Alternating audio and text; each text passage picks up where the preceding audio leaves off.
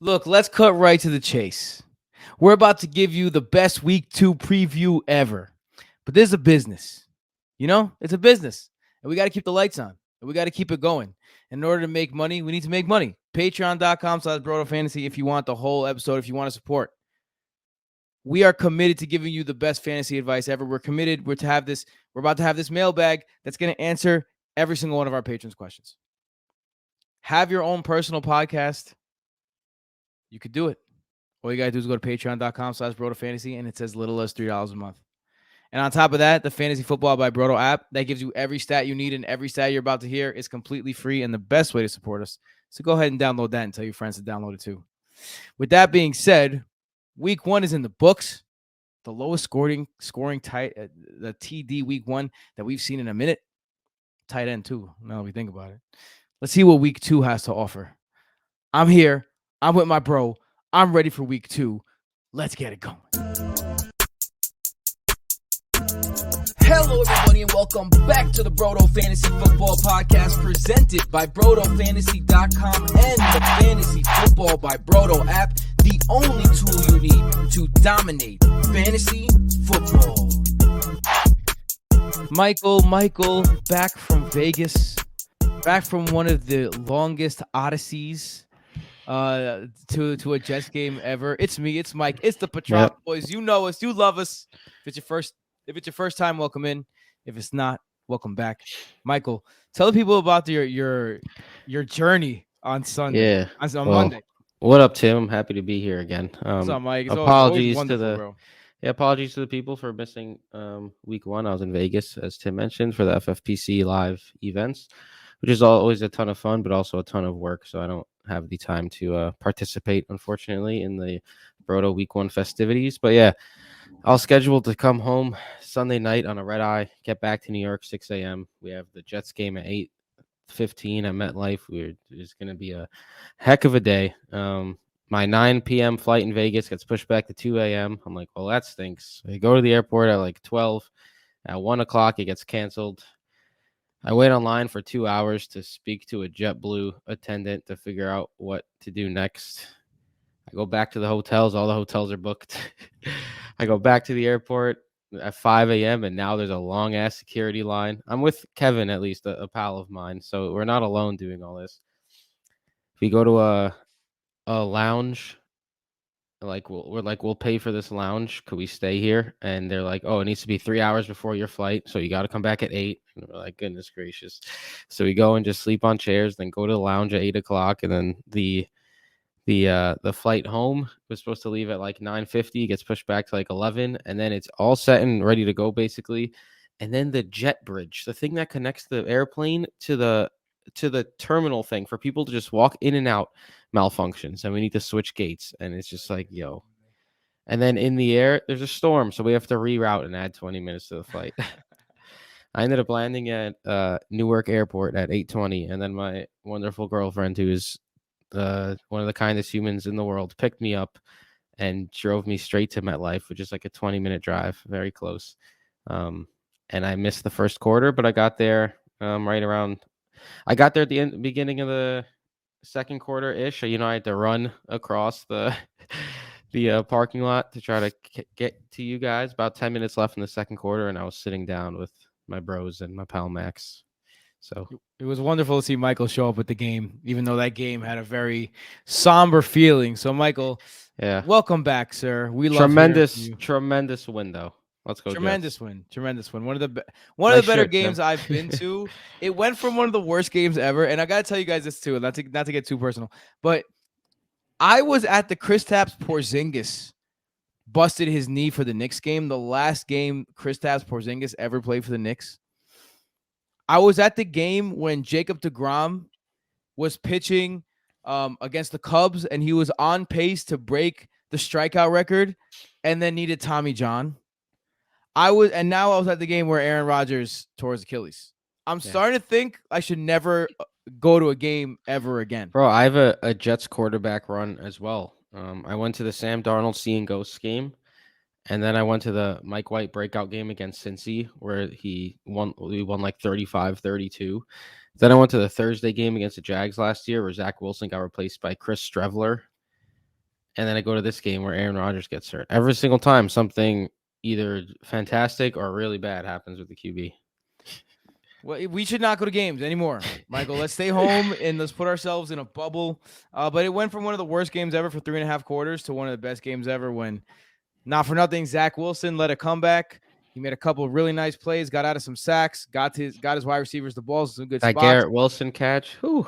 The Garrett Wilson catch, which we'll hit it a little more. I don't want to give away too much, but we'll be talking about the Jets' future as well. But let's talk about Aaron Rodgers. Just in the case of Aaron Rodgers, that's the first piece of news. We haven't talked about that yet.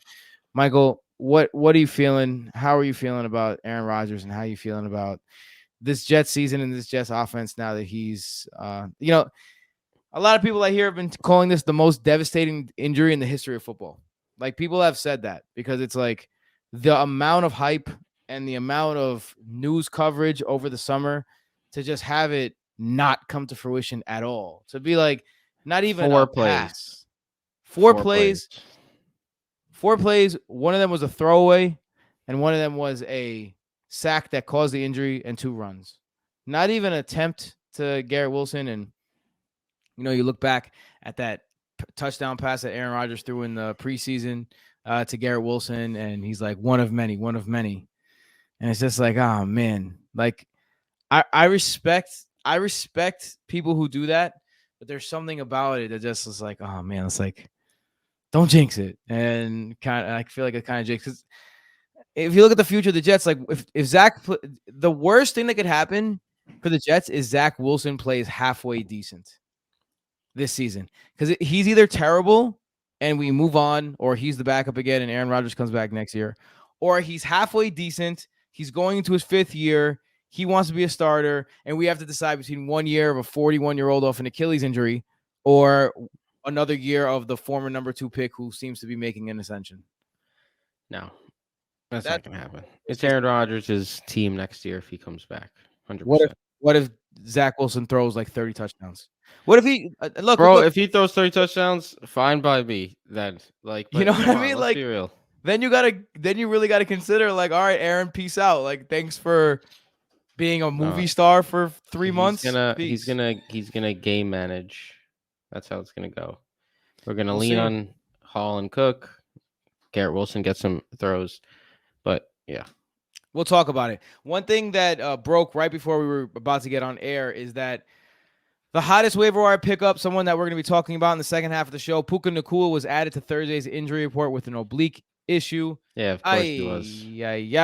He got a limited practice in. Obviously, you're monitoring this for Friday's practice report, but there's people who dropped as much as like 60% of their fab to get this guy. Yeah, or even more. What's your thoughts here? What's your pivot? What's it for you?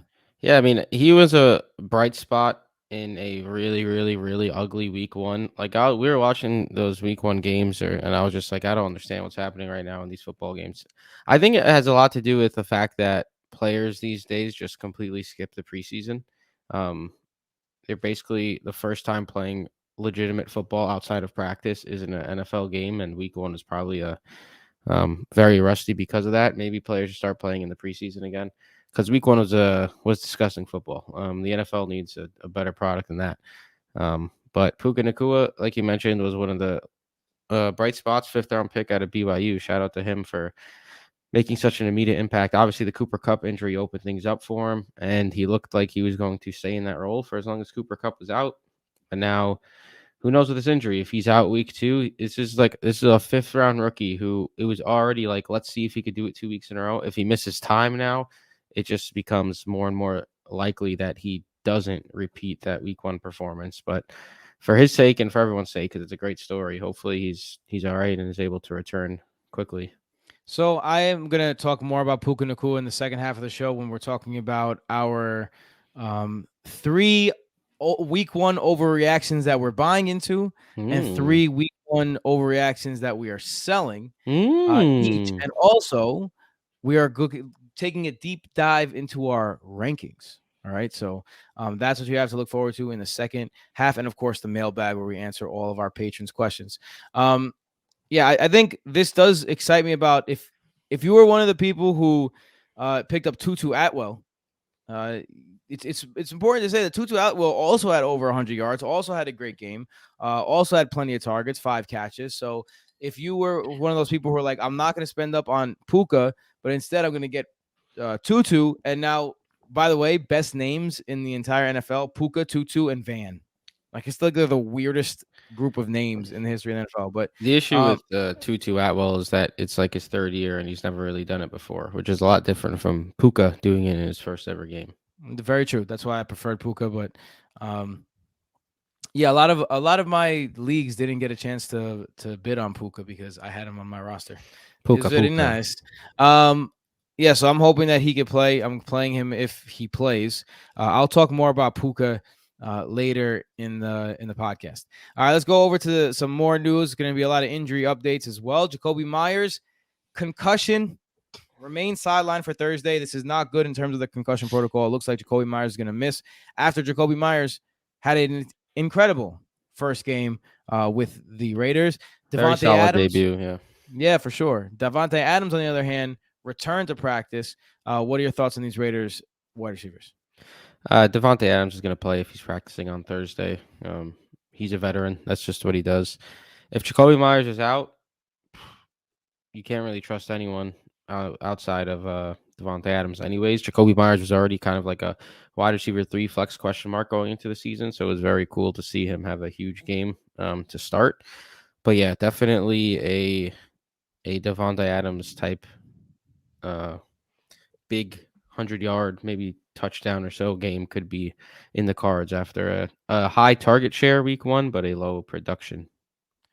It looks like Travis Kelce is on the way back, limited in Thursday's practice. How you feeling about Travis? I mean, not really about Travis, but do you think this kind of upgrades the people around him? No one was really able to get anything done without Travis Kelce taking up most of the protection.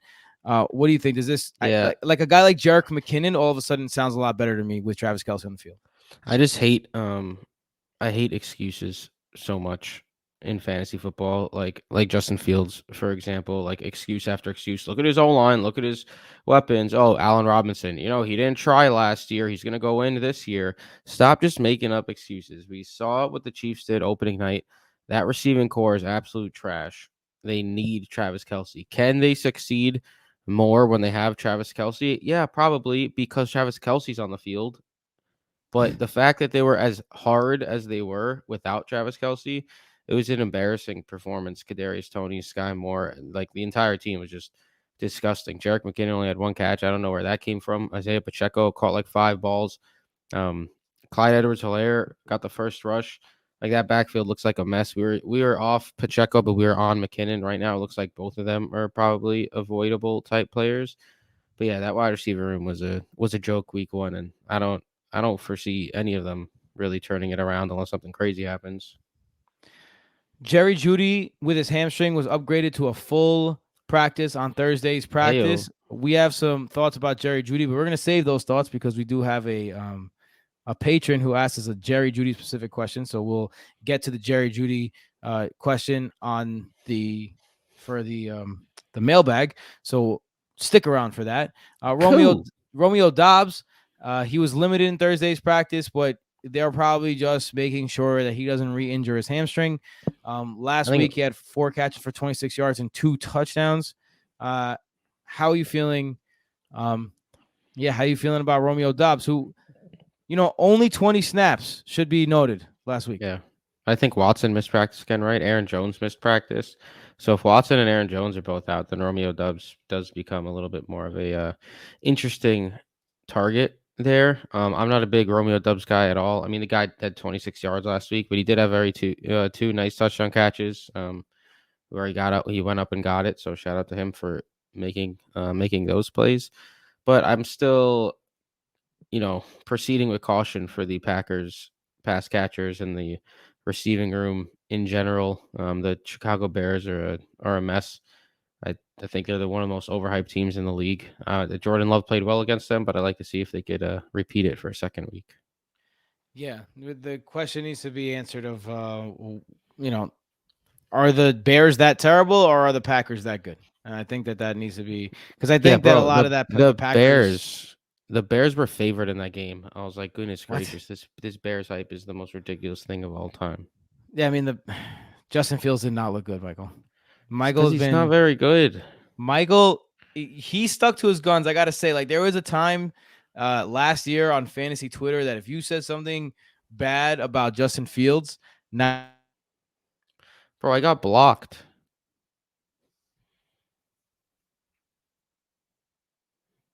Oh, Tim, come back, brother.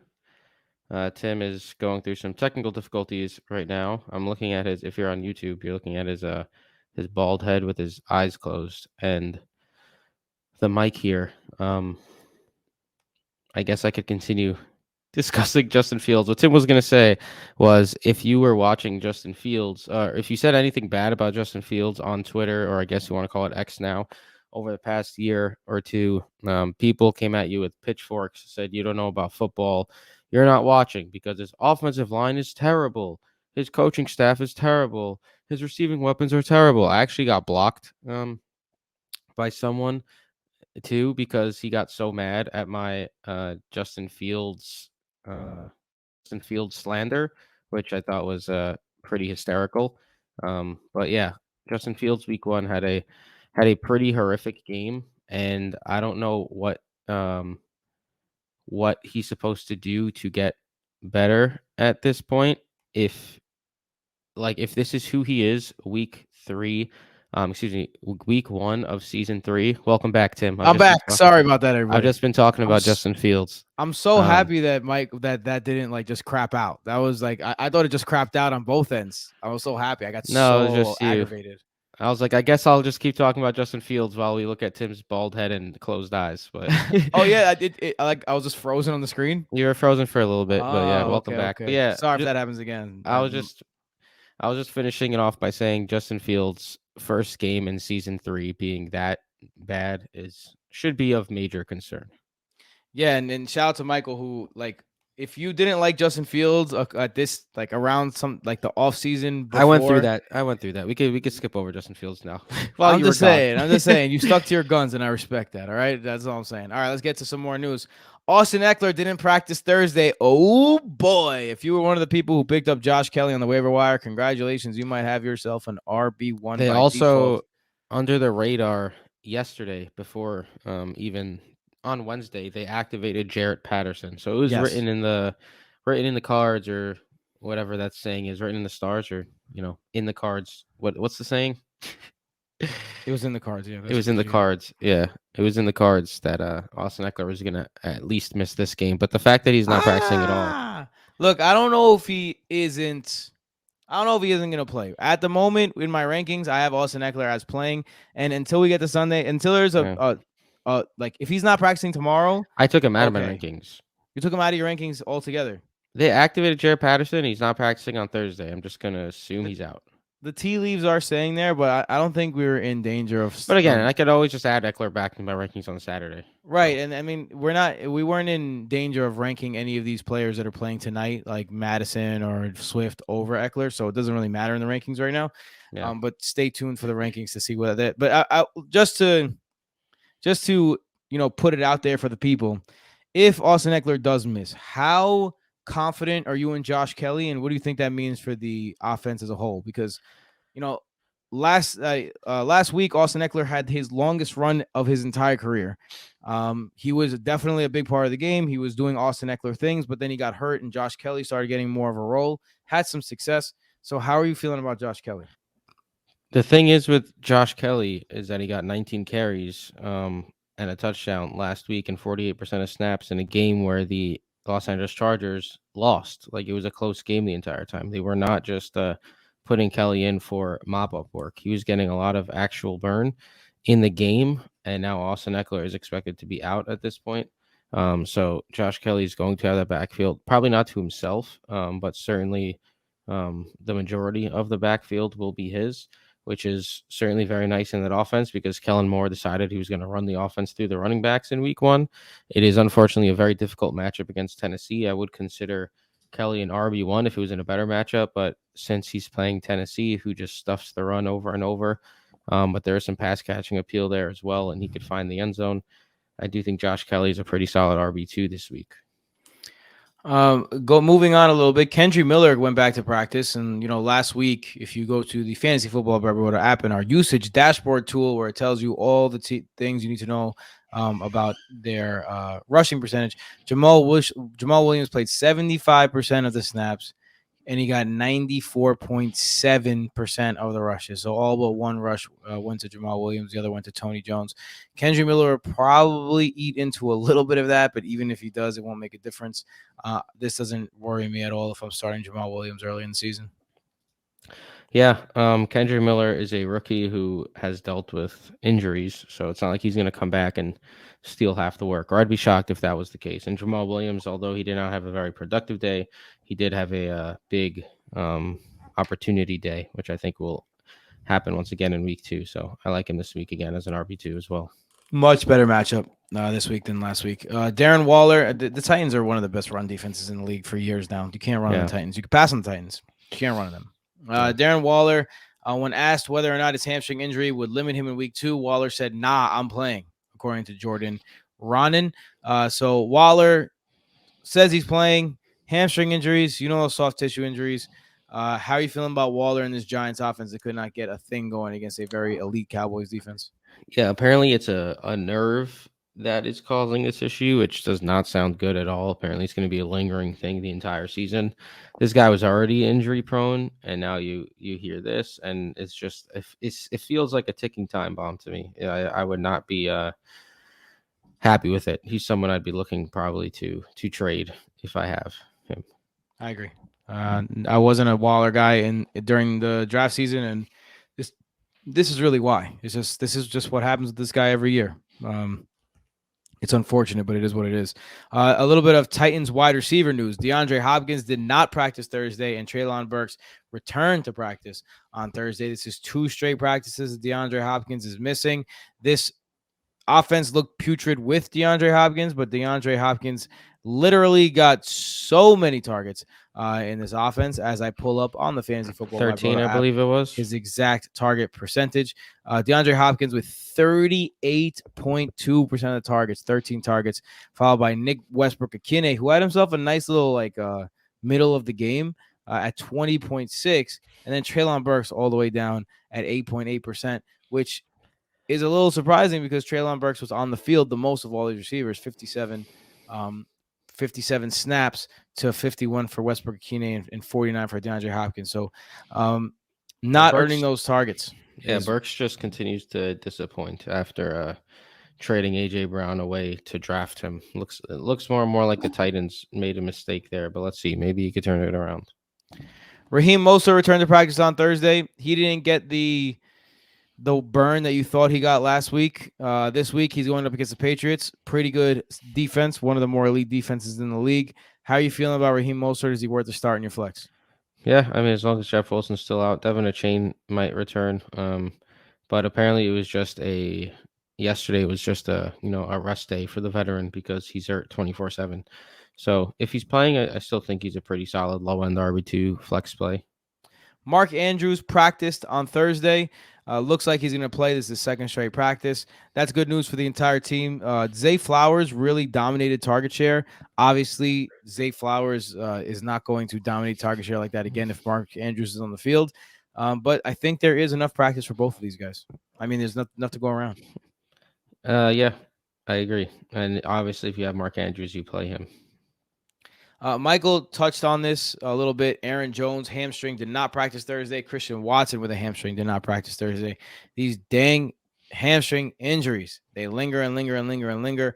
If they don't go, it's going to be Romeo Doubs and Jaden Reed in Atlanta for at the wide receiver position, and the stumbling, bumbling, slow man himself, A.J. Dillon, in at running back for Green Bay. I mean, definitely some volume-based RB2 appeal, though, without Aaron Jones. Atlanta's a good defense, but definitely. I mean, that's just, putting 2 and 2 together, but not exactly excited. Cowboys beat writer Clarence Hill said that wide receiver Brandon Cooks is dealing with a sprained MCL. Clarence's parents have a real good marriage. Well, that was the one of the nerdiest things you said in a while. Um, so what do you think about this news? Like, obviously, Brandon Cook's on the wrong side of 30 at this point. Michael Gallup is waiting in the wings. How are you looking at Michael Gallup if Cooks is out? They are playing the Jets, which is already an extremely tough matchup for CeeDee Lamb and the boys. How are you feeling about Cooks? Um, well, one thing I think everyone like people are out there like shook by the Cowboys offense because they didn't do much in a game where they basically started 20-0 for free. Like, what did you expect their offense to do that game? Like, chill out. Like it was one game where they were up 20 zip with two special teams and defensive touchdowns in the first quarter. Like, relax. But now they get the Jets, and that is actually concerning. I expect a down week across the board. The Jets defense looked ridiculously good against the Bills on Monday, and there's no reason to think they won't be able to stop Dak Prescott and company. So I do think a down week is coming for the Cowboys offense. So you might be able to get some guys on the low, like a Dak Prescott or a CeeDee Lamb or a Tony Pollard if they have down weeks. But in terms of Brandon Cook, certainly not ideal for him. And yeah, he's small, he's shifty, like his speed is what makes him him. So it's clearly not something that is going to be like easy to come back from. It seems a sprained MCL does not sound fun. Another thing that doesn't sound fun is Deontay Johnson's hamstring injury. It's funny because Deontay Johnson says, I'm day to day. The doctors say he's at least 4 weeks. And from what it looked like on the field, at least 4 weeks sounds like what it is. But this worries me because these damn fantasy settings, there has to be some way around this where the player is ruled out for the game, and then you can put him on the IR. And then that player doesn't go on the actual IR. He goes back to doubtful for the week, even though you know he's not going to play. But you can't pick up anyone until you put him back on the roster. It makes me crazy. I mean, if you're being like entirely accurate, if you're on IR, you should be in the IR slot. Nah, that's an injury designated spot. Like if Deontay Johnson goes from out to doubtful to out to doubtful to out to doubtful, the next 3 games because they don't want him to miss 4 games because that's the minimum for an IR stint. Let's not forget there used to be a 2-game IR stint back in the day. They got rid of that. It has to be 4 now. That made more sense when it was a two-game IR stint. Now it doesn't make any sense. Now it's just 4 weeks of having to decide what I'm going to do with Deontay Johnson. It's frustrating. I have him on literally almost all my teams. Well, that's your fault for drafting Deontay Johnson on all your teams. Do you know Deontay Johnson was heading for a good game, and he's would be heading for a good season if this I is mean, gonna I happen. just avoided all Steelers offensive players. So I don't know what this is worth, but whatever.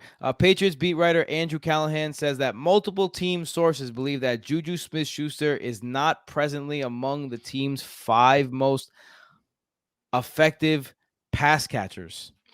Sounds yeah, ridiculous to me. I don't know what that means. Yeah, who's he worse than fucking Tyquan Thornton? Sure. Greg Dulcich looks like he's going to miss the game. Did not participate in practice on Wednesday or Thursday. A question for you: are you at all interested in the Troutman experience? In tight end premium leagues, maybe. Two tight end leagues, maybe.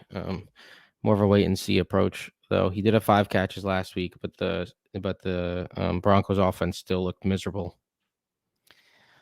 All right. Well, I think that'll do it for the news section. Again, if you want to hear the entirety of this episode, please go over to patreon.com/Broto Fantasy. For the entire episode, we have our it's going to be, whatever. A lot of Quick maths. Yeah. There's going to be a lot of storylines that we're buying into after week 1, storylines that we are selling after week 1, and then our rankings, and of course the mailbag. So with that being said, peace out for this week.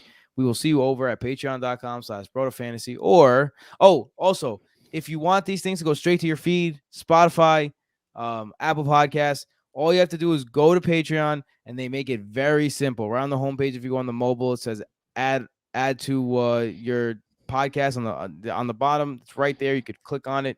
They give you a code.